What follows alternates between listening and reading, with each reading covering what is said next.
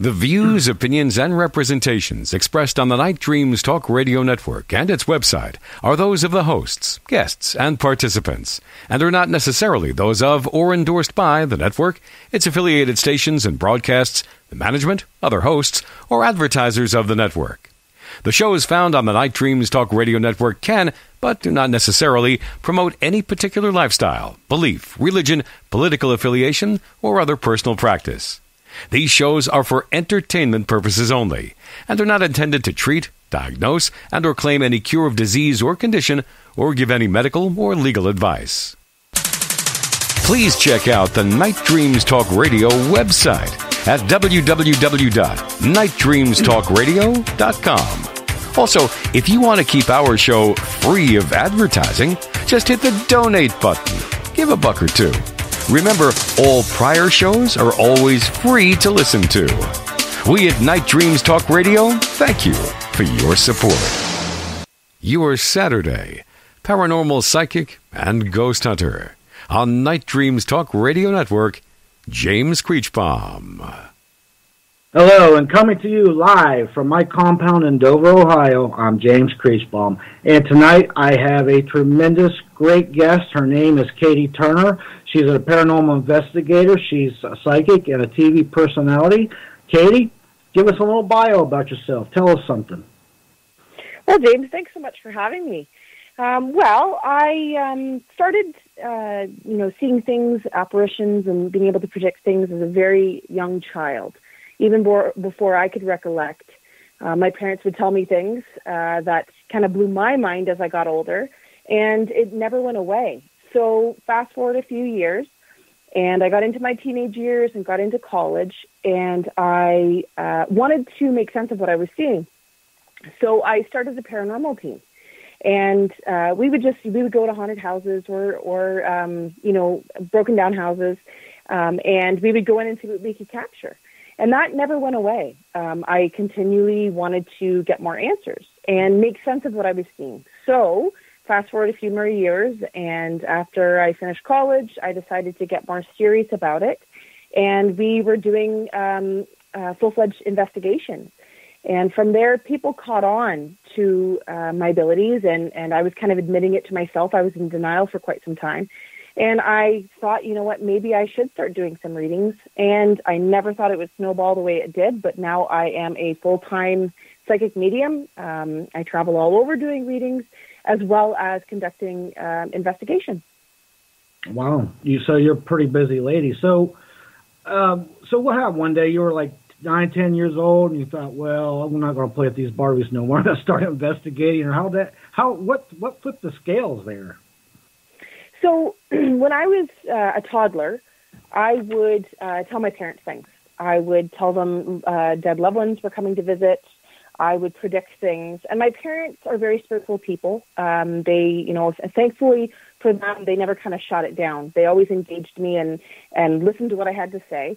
And at first, I think it really kind of threw them off because, at first they thought it was my imagination. And then when these things started happening, or I could give them a description of someone that, I had never met in life, it kind of took them back. And so from there, they just engaged. Whenever I'd have, a premonition or I would see an apparition, they just allowed me to talk about it. Both my parents are quite sensitive. So, I have a grandmother that's extremely sensitive as well. And so it kind of runs in the family. 6, 7, 8 years old, it started to come full-fledged. And I live at a location that happens to be haunted. And so the entities in the house would communicate, and they would move things, and they would do things. And I always wanted to prove to myself that what I was seeing was real, even though my parents validated it for me, even though they understood, they accepted it. I had to get it on camera. And that's where, fast forward into my teenage years, that I thought, if I can capture these EVPs, if I can capture something and actually have it in my hands to physically look at, then I'm really not crazy. And, we'd go into houses and pick up, different things, snap photos. So fast forward a few years later, and that's when I really decided I'm going to really get some equipment. I'm going to find some like-minded people who are passionate about this. and we're going to do the best we can. And so here we sit. We're still doing lots of investigations, and the energy just intensified. I became a lot more accurate, and my predictions came closer. And so I really feel like I was kind of pushed into this rather than it was a decision I wanted to do it. It's like made me do this. Right. And I know that this is my dharma. This is what I want to do. And I'm blessed because not a lot of people can say that they're doing what they want to do with their life. And I'm blessed with that. Oh, yeah, you're right there that not a lot of people can say that. And again, it's more of a calling than something to say for what you do than just saying, hey, I want to, go out and help people investigate and stuff. You know what I'm saying? That could get, most people just, that's a calling, and that's a blessing to a lot of people. I'm sure you've helped many, many people out there. Do you do more families than anything else that you help? To start off, when we first started, I'm not going to lie to you. I wanted to find evidence. That's why I started it. Right. But I don't need evidence anymore. I know it's out there. I know what I've seen and felt and heard, as well as my team and witnesses. Now we really focus on not necessarily just ghost hunting, but we really focus on helping families. We do a lot of residential cases up here in Canada. There's not so many businesses. We do businesses as well, but there's not as many.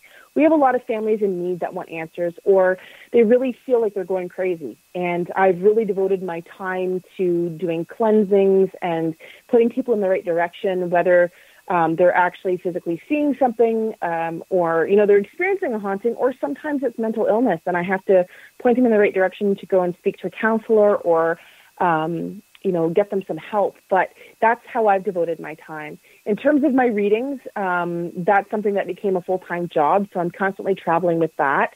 And I find that a lot of it is spiritual guidance. But at this point, we really just do it to help people. That's what we've devoted our lives to doing. Yeah, and that's a beautiful thing because, it's not like they can, go to the Yellow Page and say, boy, we need help. We're getting harassed and scratched and whatnot and whatever. Have you ever been chased out of a house before or been scratched or bit or any of that kind of stuff? Oh, many times. When we've been to locations that other teams, and nothing against any other team, I really think it's a dynamic of how you go into an investigation and an open-mindedness. But we've gone into certain locations that some teams claim that they've captured nothing, and that happens. I mean, we've been to locations that were quiet, and we've gone back and have gotten a lot more evidence. But the dynamic of our team, every person on my team is sensitive in their own way. And so, if it's not for me, it's for another team member that's picking up on things. But to answer your question, absolutely. I have been bitten. I have been scratched. I have been burned. I have had symbols scratched in my back. I have had, one particular case, I had a window smashed. Another particular case, I had and when I say window, I mean driver's side passenger window mechanism in the door. So this is a electrical, ballast in the door. And my husband, who happens to be a mechanic, was looking into it, and he had to take the whole door interior apart to get to this particular spot. And he said it looked like somebody took a screwdriver, a sledgehammer, and some wire cutters and completely KO'd the whole entire side of the door. So in other cases, I've had my actual window, like windshield smashed. We've had batteries taken out of equipment, and I don't mean just go dead. We mean like literally been removed. There was a case where there was a doll that was whipped across the room. We have had, there are so many things that we have experienced. So wait a minute. Let's back up to this car door. So this energy had enough force to just totally wreck that door and the inside of the mechanism. Is that what you were saying? Absolutely. Yes. So I'll do a brief kind of synopsis of the investigation. So this happened to be a native reserve located in Eastern Ontario. And they had reports of, significant activity at the location. There had been other teams that were contacted as well. We had gone into the location, and lo and behold, there was something definitely malevolent there. There was a few entities in the location. We conducted the investigation, and there was alleged scratching, and there was a gentleman who was pulled from his bed. So we kind of went in with our shields up. but we were able to capture a little girl there. And so at the end of the investigation, we decided we're definitely going to cleanse the area because we didn't want this thing to stay. And as we cleansed the house, we got to the kitchen and we were getting ready to kind of push the energy with the sage, and we used a variety of different things, but we were pushing it out, and it literally opened up the door and exited on its own. So there was about 6 of us standing there watching the door open and close again. And it was after that I had gone outside and I realized that this thing was pissed at me for making it leave. And that's when it had smashed my window. Now, the funny thing about this is that it was a stormy night. So it had rained all night. And when I went to my vehicle to grab something from it, or we were cleaning up, putting equipment away, I noticed my window down. And I thought, oh, no, I left my window down. Why would I do that? It was raining when we got here, but my first instinct was it was my own fault. So I go to the driver's side and I open up the door, and it's completely dry inside. There was not one spot of wetness in that car. And I had to pull it with all my might, the window back up to the top. And what happened was it essentially fell down to the bottom of the door. Right. And so I managed to get it up and get it home. And I said to my husband, I don't know what happened. I thought it was something mechanical. I really did. At that point, I didn't think paranormal. And it was when he pulled me out and he said, Katie, what's going on? And that we realized that, no, it really did something there. Now, my door was locked. It's not like, somebody could break in. There's no logical reason for it. Gee, mini Chris. So that was a pretty strong entity. I mean, geez. And it was waiting for you to come out, obviously. Oh, definitely. Yeah. Now, with that said, did you do anything to keep it from following you home? Or how'd that work out? We have had many cases where things have followed me home and other team members, but we always try to take the biggest precautions. We've done some demonic cases where I actually had meetings with the diocese, and they were aware of this case. They were trying to get somebody in to do an exorcism, but exorcisms are very, very hard to do. The church, it's almost, I don't want to say it's impossible, but it's very hard to get an exorcism done. There's a lot of things that have to be done, a lot of red tape. And so this lady had contacted me and had asked me to go to her place. And so, I had meetings with the diocese. We lots of us carry things with us.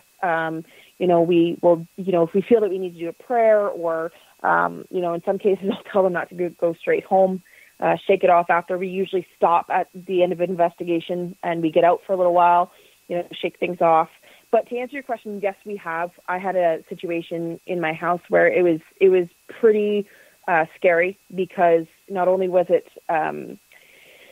attacking myself, but it was attacking my children, and I had to take some precautions to get rid of it. I did, thankfully, but no, they have followed us home. Yeah. Well, let me ask you this: what did you have to do to get it out of your house that followed you home? I'm just curious. I use a barrage of things. So in a lot of cleansings, I use different types of sage. For a case that's, you get sticky energy that's not, it's there, but it's not that dark. I'll use white sage. I find that when I'm doing an investigation or a cleansing and it's a real dark entity, we use blue sage with dragon's blood, and all dragon's blood is just a herb, but that mixture, I use mugwort. We use hematite, we use selenite, we have a Wiccan oil that's called Circle Fire of Protection, and we do that as well. We use holy water, we use moon water, or in other words, pagan holy water.